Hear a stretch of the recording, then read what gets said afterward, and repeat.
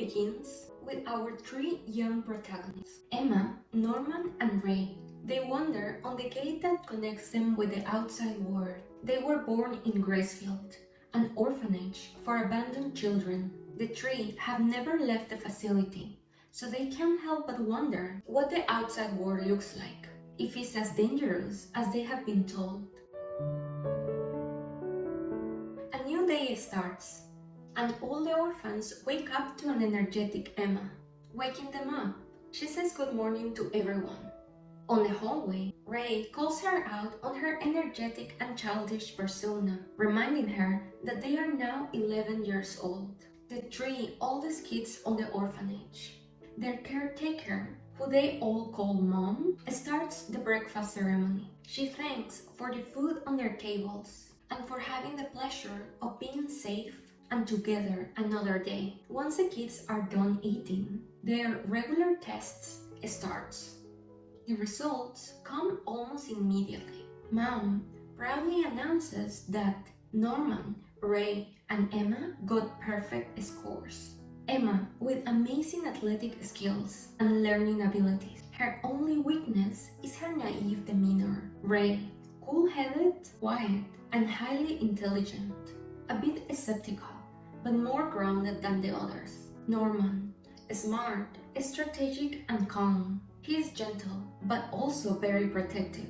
While playing tag, the kids accidentally reunite and start expressing that, despite not being blood related, they are each other's families, bonded by the love and friendship of a lifetime together. Gracefield is an orphanage, so sooner or later they will leave, and the thought of being separated is a bittersweet sensation. Bonnie, that is soon to be adopted, promises them that she will write letters frequently and shares that her deepest dream is to become a mother like Mom. Isabella, that never abandons her children and protects them. The adoption day for Connie has arrived, and as she prepares to leave, she forgets her beloved stuffed bunny. Undoubtedly, Emma and Norman rush to the forbidden gate at night to return it to her. She left her bunny? Unacceptable! And that's when everything changes. At the gate, Emma and Norman find Connie's lifeless body inside a transport truck. She is dead. There are no parents coming to adopt her. Instead, grotesque humanoid creatures called demons are there, talking about how delicious and quality meat she is. They both want to have a bite, but admit to themselves that those kids are valuable merchandise that only the richest demons can afford. The demons then turn to Isabella, Mom, remarking how they have been shipping only average kids lately. So they all agree that the time to harvest the highest stocks of Gracefield, meaning Emma, Ray, and Norman, will be soon enough. Gracefield is not an orphanage, it's a human farm. Shocked, terrified, and heartbroken, Emma and Norman barely escape back to the house unnoticed. They realize the bitter truth. All the kids are being raised like livestock to be eaten by demons. Norman immediately wants to plan an escape. Emma, though devastated, is determined not to save just herself and Norman, but every children in the orphanage. She cannot bear the thought of leaving them, her family, to die in the hands of ruthless demons. They both know it'll be a challenge to flee with all the kids, but they commit to make a strategy and face it together. The episode ends when Isabella finds Connie's bunny on the ground and realizes somebody has seen the truth. The morning after Emma and Norman's traumatic discovery, Norman instructs Emma that the best is to return to their daily routines as if nothing happened. They cannot risk Isabella suspecting them, but underneath their fake smiles, everything feels different now. They are haunted by what they saw and what it means to them. Their whole existence and purpose in life is to wait to be randomly shipped and eaten. Norman reminds Emma, from what he heard yesterday, the shipment does not occur randomly. It's probably their ages and test scores that determine how good quality they are, and they get picked based on that. They start getting shipped at 6 years old, in order of test scores. But when they reach 12, they get shipped out no matter what. They both think about how the ages and test scores can matter for a demon, and conclude it must be their brain. The more developed, the better. Knowing they have roughly 2 months until the next shipment, they begin secretly planning an escape, but quickly realize that it's not just about running away. They also need to understand the structure of the orphanage. The house is in the middle, lined up with the gate, and a forest surrounds the rest of the property. They quickly discard the gate as an exit, as is only available when a shipment is being made, and at that time the demons are there. They decide to move forward with the only other option, the forest. They both scout the area, finding that at the end of the forest there is a tall and thick wall that makes them wonder what is beyond, and ultimately, is it scalable for everyone? Another issue will be Mom, Isabella. She is always watching. One of the days, Norman notices that whenever a child goes missing after playing tag in the forest, she looks at her watch and proceeds to find them quickly, no matter where they are. Naturally, Norman suspects the children might be implanted with tracking devices. Knowing that Mom didn't notice they were at the gate to deliver little Bunny back to Connie, they deduct she cannot know where they are at all times, but only when she checks. At night, when they are heading to their rooms, Mom confronts Emma and Norman, asking them if they went to the gate yesterday. Norman is quick to answer that it will be against the rules, and that either way, they were too tired after playing tag. Isabella nods and lets them go. She's calculated and evil, that one. They better watch out.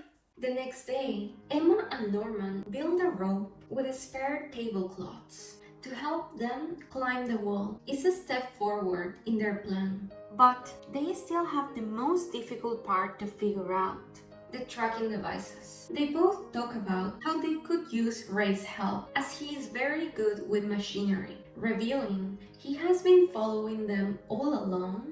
Ray appears from the forest, joining their discussion. Ray encourages them to tell him what happened in the gate the other night. So Norman and Emma decide to tell him everything. Ray doesn't panic. Instead, he immediately contributes to the escape planning. He is analytical and logical, balancing Emma's compassion and Norman's calm idealism. He explains how he's against taking all the kids, as most of them are not even 6 years old yet. It's a dangerous and complicated plan, as they will have to tackle Mom, the demons, and they don't even know what is waiting for them outside the wall. The fact that there is a human farm and a place to get shipped to make him believe that what waits for them outside is a world ruled by demons. Hence, taking everyone might mean they will all die out there. Emma still refuses to leave her family behind, as she promised that Connie was the last one to die in such circumstances. Ray calls her unreasonable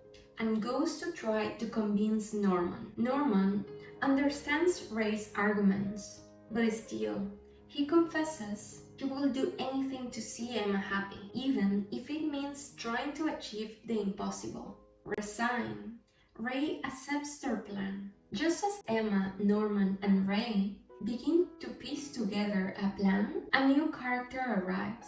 A new adult caretaker, introduced by Isabella as Sister Krone. She smiles cheerfully, but there is an unsettling vibe to her. Hectic energy, unnatural enthusiasm, Emma, Norman, and Ray immediately realize that she is there to keep a close eye on them. The main trio reunites to talk about the tracking devices. Emma confirms she has thoroughly checked her whole body and she did not find any scars that show something was implanted. Norman also confirms he checked all their clothes and the tracking device wasn't there either. The kids brainstorm together and they agree that their new 1-year-old sister Carol might give them a clue. Since she just arrived, she probably still has a mark where they implanted the device. The scene shifts and we see Sister Krone thanking Isabella for the opportunity. She is also curious on what prompted her into requesting an assistant, and Isabella confesses the kids discovered the secret. Sister Krone is shocked and suggests Isabella to find them and ship them immediately, as that is what the rules say. Isabella firmly stops her and tells her she already suspects the targets are 2 of the older children. The plan is just to stop them from escaping before the arranged shipment. She only needs Sister Krone to watch and guard them, and she accepts. Once alone in her room, Sister Krone reveals she has an eccentric and erratic behavior. She talks with herself and with a creepy baby doll, fantasizing about rising in the ranks. Cuckoo. She's, a bit crazy. She is there to assist Isabella, but she has her own agenda. She wants Isabella's position as the mom of the farm and will do anything to get it. Sister Krone's plan is to capture the children who know the secret and report Isabella's violation of rules to the higher-ups. Until then, she will pretend to obey Isabella, so she doesn't grow suspicious about her. Meanwhile, Norman and Ray also realize that Krone is a wild card. She might be dangerous, but could also be manipulated if needed. Emma examines baby Carol, finding out the tracker is on her left ear. She reports this to Ray and Norman during playtime.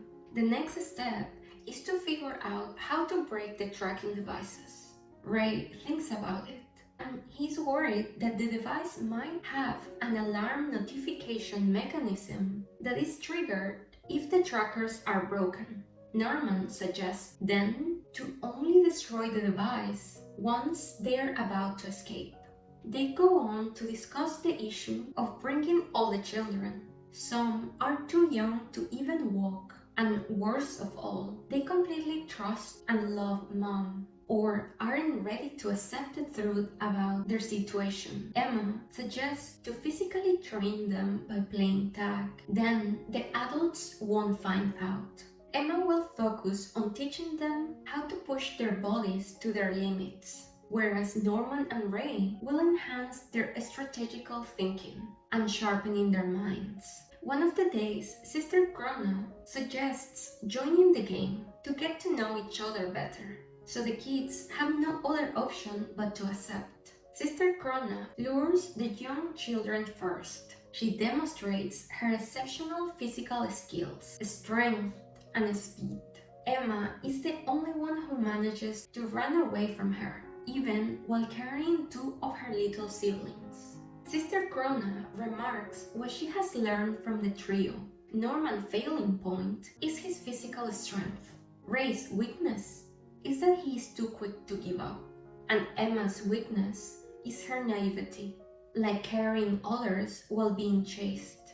If you know the secret, you should know I'm on your side, says Krone, while finding Emma and the others. Emma doesn't trust her, so she decides not to dig on what could that mean and keep pretending. The days passed, and nor Krone or Isabella make a new move. The main trio wonders why this could be, so Norman and Ray suspect there must be another person keeping an eye on them, likely among the kids, a traitor. Whoever that is, they better have a good reason for treason. then raped. The episode starts with Isabella talking with sister Krone. She remarks that for her, Krone is just insurance to make sure the products are protected. If Krone keeps behaving and following Isabella's orders, she promises to personally recommend her to the mom position. Alone in her room, Isabella's condescendence has made Krone furious. She does not want to be a random mom. She wants to take Isabella's position and take her down. While doing the house chores, Norman suggests to start playing tag in teams to simulate the real escape. He also thinks it's a good idea to tell Don and Gilda about the truth. After them, they are the two oldest kids. Ray is immediately skeptical at the thought of Don and Gilda turning out to be mom's informants. But Norman reassures him he has a plan for that, and it will kill two birds with one stone, he promises. After playing tag, Norman asks Ray when exactly he will figure out how to deal with the tracking devices. Ray tells him to give him 10 days more. After this, Norman sets a firm deadline for their escape. It will happen in 10 days, November 8th. He emphasizes that waiting until December will be risky due to the harsh winter conditions, which could jeopardize the younger children and infants. Lastly, rushing the escape sooner and not waiting for the next shipment will give them the advantage, as is something for sure Mom is not expecting. At night, the trio reunites with Don and Gilda to tell them everything. Don takes it as a joke, but upon hearing Norman and Ray's arguments, he is hit with realization. On the other hand, Gilda confesses she suspected they were hiding something ever since they came back after they tried to return Little Bunny. She breaks in tears, as the truth is hard to process. After some time, they express their want to contribute with the plan and escape together with everyone. After everyone has left, Ray confronts Norman. He didn't like how Norman conveniently left out certain things about Connie's fate. Norman had told Don and Gilda that he and Emma arrived too late, and Connie had left and was sold to a demon. Ray thinks this is cruel, as it's giving them false hope. Connie is dead, and she was a victim of the demons. Norman explains that he's still assuming they are spies, so he didn't want to give them the full picture just yet. Also, he has set up a trap to identify them all, telling them where the rope they will use to escape is. He told Don the rope is behind his bed, and Gilda will know the rope is on the second floor bathroom. So they will just have to wait and see which rope disappears. At night, Norman and Ray go to check on the ropes. The one on the second floor bathroom ceiling is still there, but the one behind Norman's bed is not. The traitor should be Don, yet Norman confronts Ray and claims he is a traitor. Norman confesses he set a trap for 3 people. He told Ray that Don was told the rope was behind his bed and Gilda the second floor bathroom ceiling, but that was not true. Actually, Norman told Don the rope was on the dining hall and Gilda was told it was on the library. Ray starts laughing frantically and admits he is indeed the one that has been spying for Mom. Norman also suspects Ray has been giving Mom tips for a while, as she is not a woman that trusts others easily. So it's not likely that Ray has just started being Mom's spy. Ray confirms he has been spying for Mom for a while, so much that he cannot even remember the time where he wasn't her spy. Norman is furious. His best friend just betrayed him and all their siblings. All this time, he knew. Norman does his best to calm down and think reasonably. He explains he won't accuse him as long as he fulfills these 3 things. 1. Stay with them and guarantee their safety. 2. Share all the information he has gathered.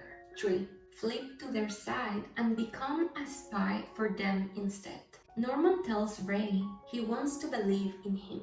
They are family and friends. And after all, Ray is the one who purposefully hid Little Bunny for Emma and Norman to find. Later that night, he also encouraged them to try to give it back to Connie at the Forbidden Gate. All this time, Ray has been leaving the breadcrumbs for them to find and discover the truth about Gracefield on their own. Ray confesses that he started being Mom's spy because he wanted to learn more about the enemy from the inside. No matter how risky it was, all these years he wanted to prepare to escape. In return for his good work, Mom awarded Ray his 2 wishes. 1. Not being shipped out. 2. Rewards in exchange for results. Ray's reasoning for this was to check what he could and could not get, while also researching the outside world. It took him a few years, but using different parts of the items Mom rewarded him, he built a tool to extract the tracking device implanted on their bodies. All his planning was for them to escape together.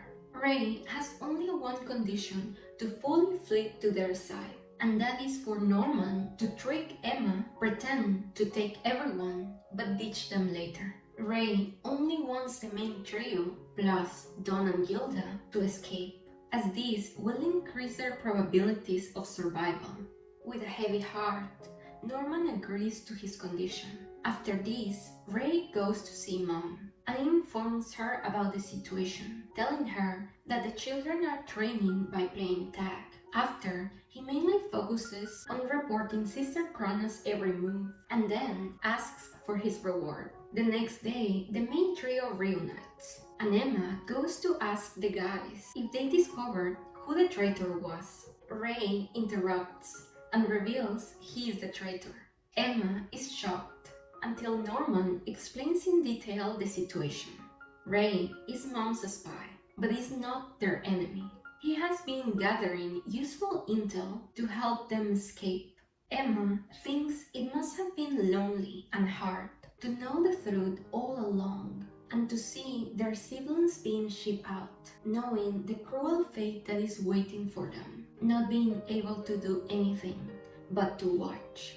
Emma holds his hand and reminds him that now they are there for him, and Ray seems happy. Later that day, Emma and Gilda report how they have been watching Mom for the past few weeks, noticing she disappears before 8 every night. The girls find no trace of Mom anywhere during that time, what leads them to believe there is a secret room on the house. Ray adds that it's probably for standard check-ins with the headquarters. He adds he did not know about the room, but suspected about his existence.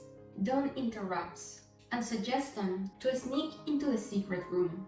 Ray refuses, telling him the risk of getting caught outweighed the potential advantages, as the communication device is probably only able to communicate with HQ.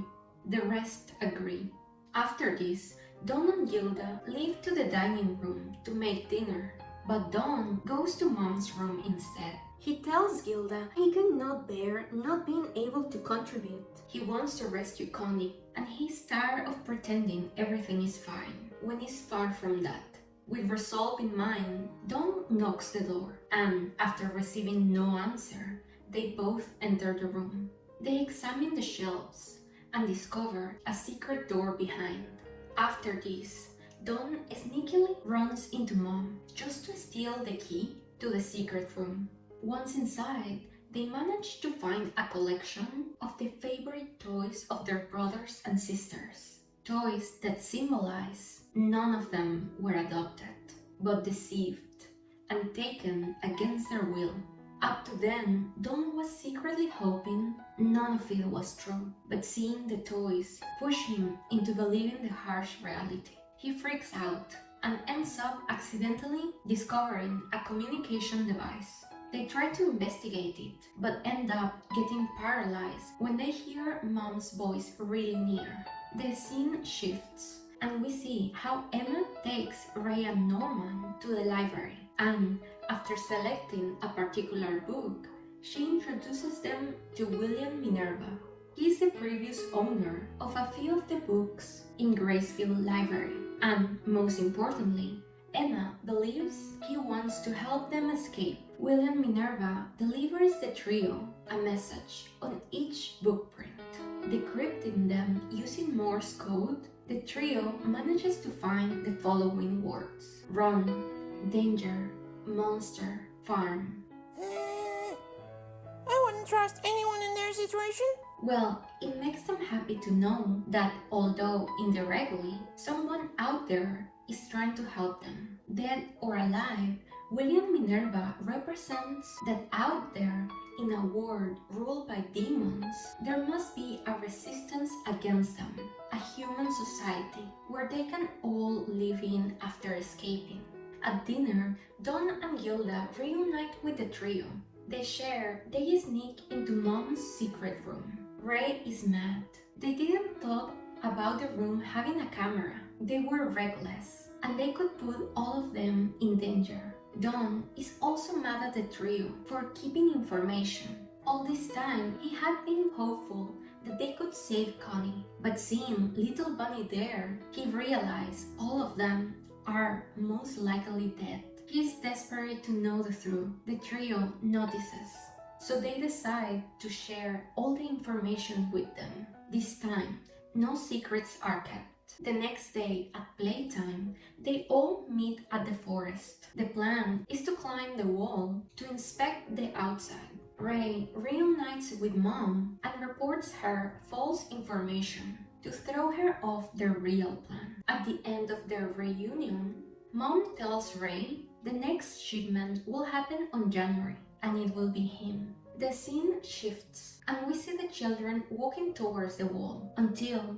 Sister Krone approaches. She confesses how she has been telling them enough to confirm they are the only ones that know the truth. After this, and to the children's surprise, she proposes to join forces. Sister Krone explains how she was once on their position, and that girls who meet certain conditions, such as high test scores, a mom's recommendation, and live until the age of 12, are usually presented with two different paths when they are about to get shipped out: continue and die, or aim to become a mom. It's a way to survive without escaping, but only if you are a girl. Showing them a big scar on her chest, Krone admits she does not recommend it. There is a chip inside her heart that will kill her instantly if she were to step foot outside the farm. As she is only allowed to live inside farms, her dream is to live on the best farm, and that is Gracefield. Even knowing that it's all fake, Krone's dream is being a mom, as it makes her feel human. To achieve her dream, she must remove Isabella. If the children successfully escape, Isabella will have to take the blame as the mom of the house. That's why them escaping benefits her. After thinking about it, the children agree to cooperate with her. As a sign of goodwill, Krone invites them to her room tonight to share information about the farm that might help them escape. At night, Norman and Emma go to Sister Krone's room. She reassures them they can ask anything. Emma goes ahead and asks her to show them the tracker. Krone agrees. It's a simple device that shows the location, but does not show who it is. Norman tells Krone they know about the tracking devices, but don't know where exactly they are or how to destroy them. Obviously, Norman is lying. To know up to what extent they can trust Sister Krone. Krone tells them the trackers are on their left ear. She does not know how to break them, but she does know that once they are broken, they notify to the tracking tool,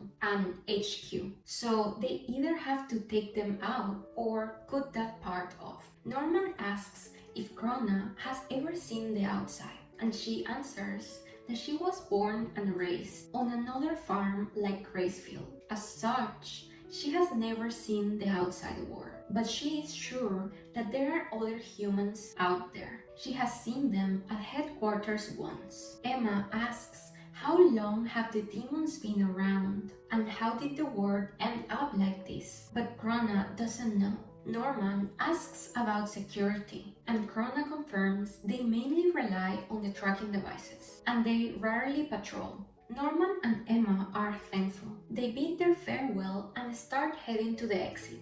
But Krone starts to act weird. She frantically laughs and thanks them for giving her information. Because of their reaction when she revealed the information about the tracking devices, she has confirmed they knew about the tracking devices and how to break them. She's almost scarier than the demons. She encourages the children to come another day, as there is a lot of information they don't know yet. The scene shifts, and we see Isabella handing Ray his last reward before shipping, a camera. The next day, the children reunite to review the plan before its execution. After eating lunch, Ray will distract Mom. Meanwhile, Norman and Emma will inspect above the wall. Don and Gilda will be outside, where they can see the second floor, and stay alert. Ray will signal if he is unable to distract Mom. Then, it will be their responsibility to communicate this to Emma and Norman to cancel the inspection. According to their original plan, they only have 6 days left, but they have 2.5 months until Ray gets shipped out. So technically, there is no rush.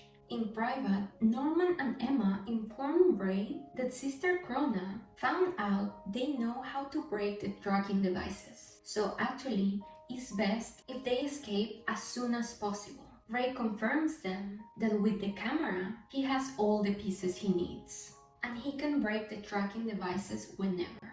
Norman is a bit worried. They need to break the tracking devices and escape before Krone gathers the concrete evidence she needs to turn them in to the higher-ups and take Isabella's position. Meanwhile, Krone reviews in her head what happened in her meeting with the children. She figures it's time for her to start searching for the evidence she needs. She searches left and right. And finally, on Ray's bed, she seems to find something.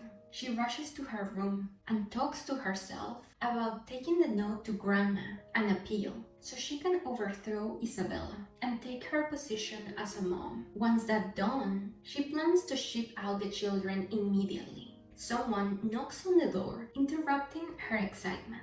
It's Isabella.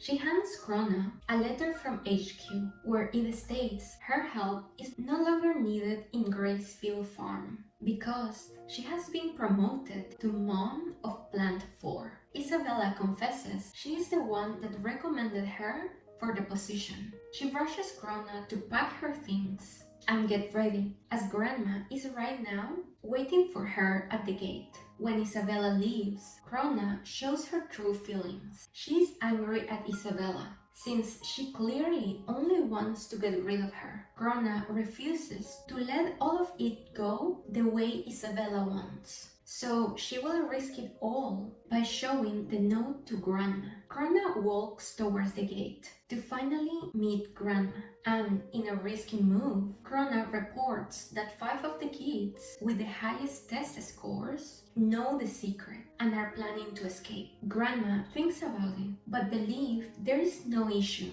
as the kids seem to be under Isabella's control. She also reveals she won't allow Krone to sabotage Isabella, as her and the children she produces are the highest quality goods they have ever had.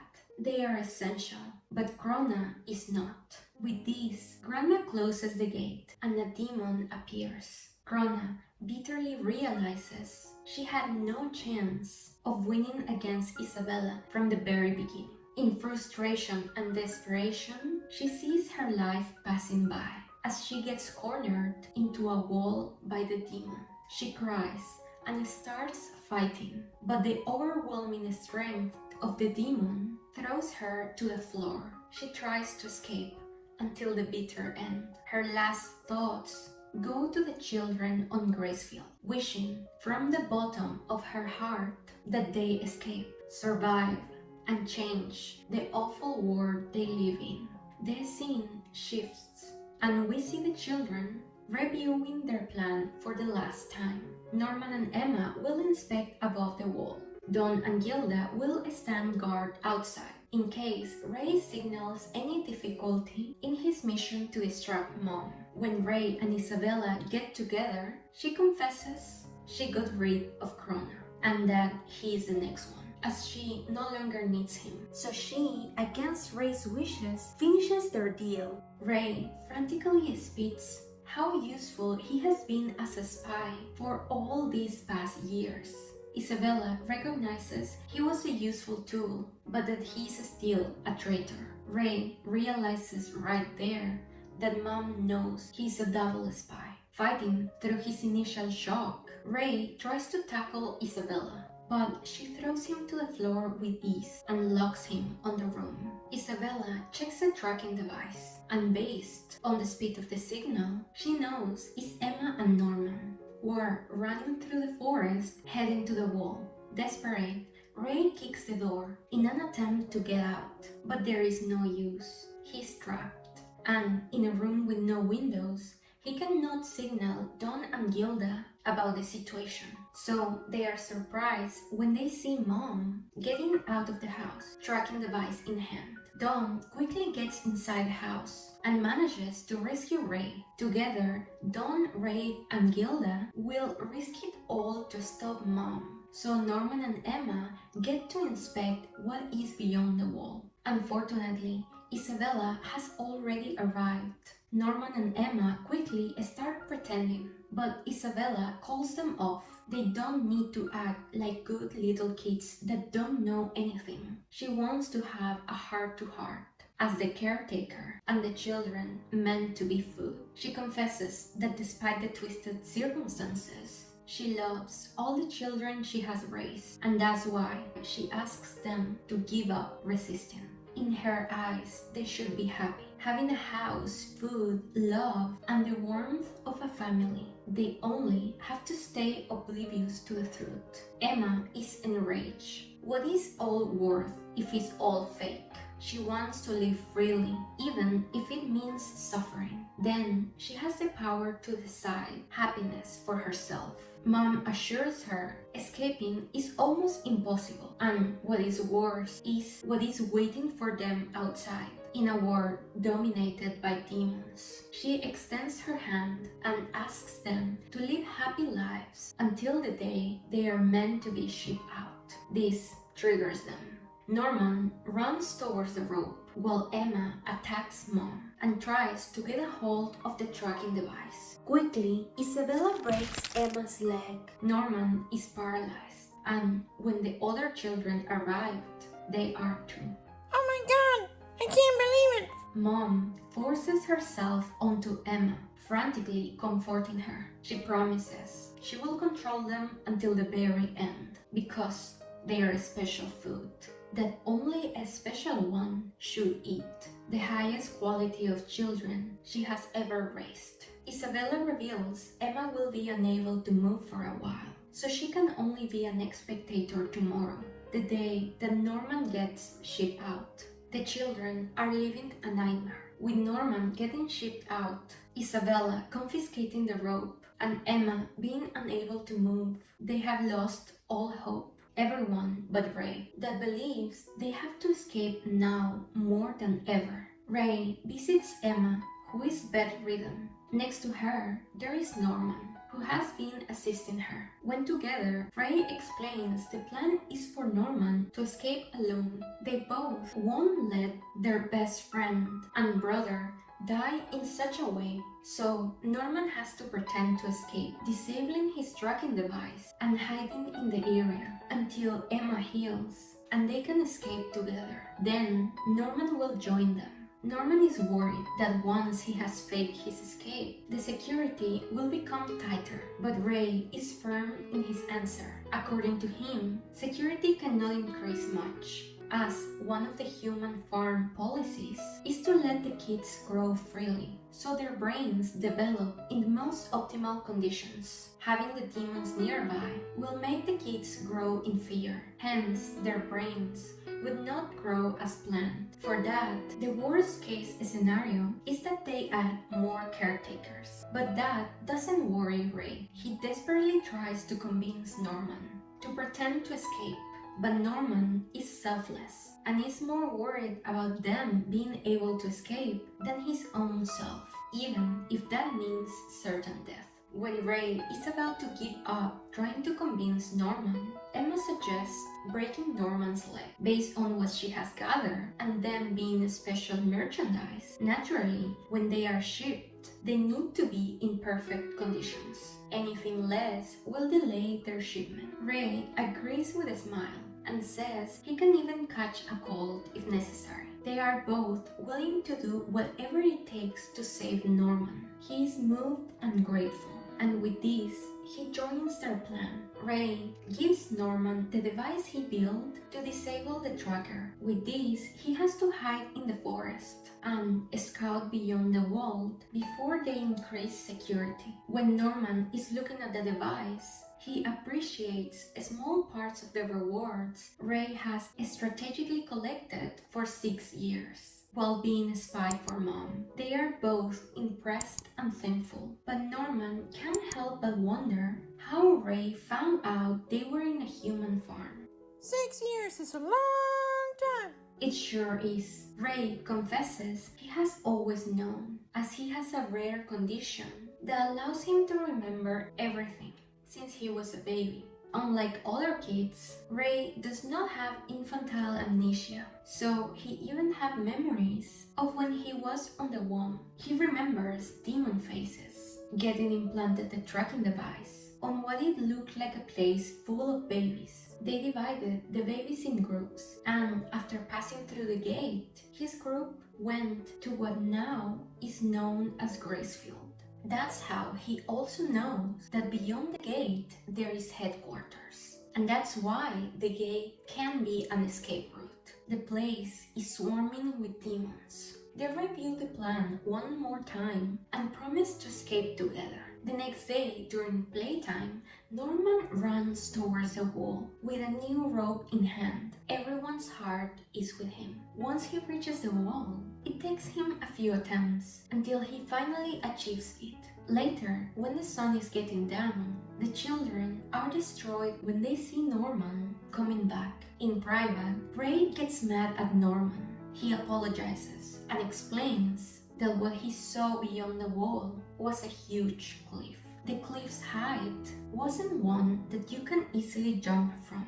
Norman also proceeds to explain in detail everything he saw while scouting. It's not long until Mom calls out for Norman. Using his last minutes, Norman expresses how glad he is to contribute to the escape plan. For him, more important than his own life is the thought of them escaping and living freely beyond the wall. Norman hugs them tightly, while assuring all these years were happy, full of warmth, fun, and fortune, and is all thanks to them.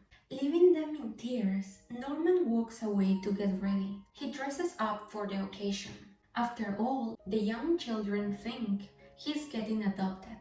They all say their final goodbyes in the dining hall. Everyone but Ray is there, as he did not want to see Norman leaving. Emma looks defeated, and she waits until the last moment to charge against Norman and try to force Ray's device onto his ear to break his tracking device. Norman reacts quickly, hiding Ray's device. They both fall on the floor defeated. Norman appreciates Emma's gesture, but he also thinks it's reckless, even for her standards. Teary, he opens his mouth one more time, as to confess a last thing, but Isabella stops him.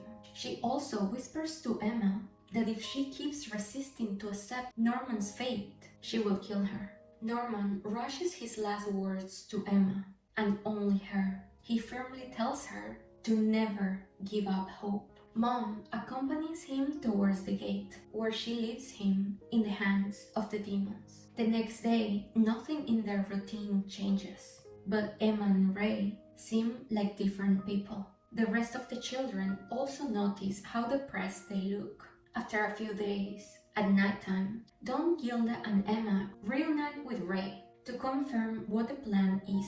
But Ray doesn't seem to care if he lives or dies. He is firm in his decision to quit escaping, as he has lost all hope. The next days and weeks fly by, while we see Emma and Ray buried in sorrow. Now, Ray's shipment is supposed to be tomorrow. He and Emma meet by accident at nighttime. He tells her he's saying his last goodbyes to the house, then wonders if Emma had lost all hope, like Mom suggested her to. Emma looks at him with resolution on her eyes. She reveals that, for Norman's sake, and for everyone, she refuses to give up. Else, Norman's death will have been in vain, and Ray agrees. Emma explains how for the past months, they both were strictly guarded, but she has been using that to their advantage. Since Mom mostly focused on the two of them, she stopped worrying about the other kids. So Emma left Don and Gilda in charge of the escape plan. Wow, it was all an act? Emma confirms to Ray that everything is ready for them to escape tomorrow, before he gets shipped. After Emma explains their plan, Ray has only one suggestion. They need a distraction to gain time before the demons start tracking them. His idea is to set the house on fire. Mom will be distracted trying to put down the fire, and they will escape while pretending to evacuate. Finally, Ray also suggests to escape now. When he sees Emma not opposing to his idea, he starts spreading oil all around the room. Emma is shocked when he even bathes himself in oil. With this, he reveals his real plan. Simply putting the house on fire is not enough. As there is a risk, Isabella abandons the building instead of getting distracted while trying to put down the fire. But Isabella cannot abandon Ray, burning on his shipment date. This is his retaliation. He was never into studying. Regardless, he did it for 12 years, only to increase his value as a merchandise. He wanted it to be the highest possible, the feast they have been longing for. Tonight, he's taking that from them, as they have taken everything from him. All his siblings, lost and eaten through the years, his freedom and his hope. When losing his best friend and brother, he refuses to give them any satisfaction. With these words, he plans to leave the rest to Emma. He begs her to escape, succeed, and live the life that Norman and him could not. He throws towards Emma his greatest treasure, a small book that contains a picture of Norman and Emma before setting himself on fire. When Isabella hears Emma screaming, she starts running towards her. She finds her on the dining hall, shouting Ray's name towards the fire. Emma begs Mom to help Ray, and checking the tracking device, Isabella confirms Ray set himself on fire. With this, she orders the bigger kids to help evacuate everyone. Fire extinguisher in hand, Isabella mumbles to herself to save Ray's brain, as is the most valuable part in the eyes of the demons. She tries her best, but the fire is too strong to be extinguished. She turns around to order Emma to evacuate too, but she is not there anymore. Isabella grows suspicious, so she checks the tracking device to find Emma. She follows the signal, but ends up finding a bucket that contains Emma's ear. Emma reunites with the rest of the children in the forest, and we finally get to see what happened between Ray and Emma. She managed to catch the match in her palms and promised all of them wanted Ray alive and well. With the help of the other children, she brought spare clothes, shoes, freshly cut hair, and even some sausages to mock the smell of meat when getting burned. All this to replace their friend. Back to the present, the children run together towards the wall. In the meantime, Isabella rushes towards her secret room to inform headquarters of the children escaping, but she can't. To her surprise, the children had blocked the door lock. While running, Dawn reveals to Ray the rest of the children also know the truth. It was Emma's idea. She decided to trust them, so they joined the escape willingly. All this time, Emma was only pretending she had given up, when in reality, she was giving instructions to the rest of the children. Not until when they finally reach the wall, Ray realizes that there are several children missing. Worried, Ray asks Emma, where are the kids 4 and under? Emma answers she talked about it with Dawn and Gilda, and because of several reasons, such as a harsh winter, unknown conditions outside the wall, and the strict secret about the plan itself, they decided to leave them for now. It was a very difficult decision, but what tipped the scale towards this decision was when Emma revealed the truth to 4-year-old Phil. Surprisingly, he had already grown suspicious about mom and sister, so the little guy broke in tears upon knowing all his suspicions were unfortunately true. Emma explained to Phil that kids can only be harvested once they reach 6 years old, so they have a minimum of 2 years before that happens.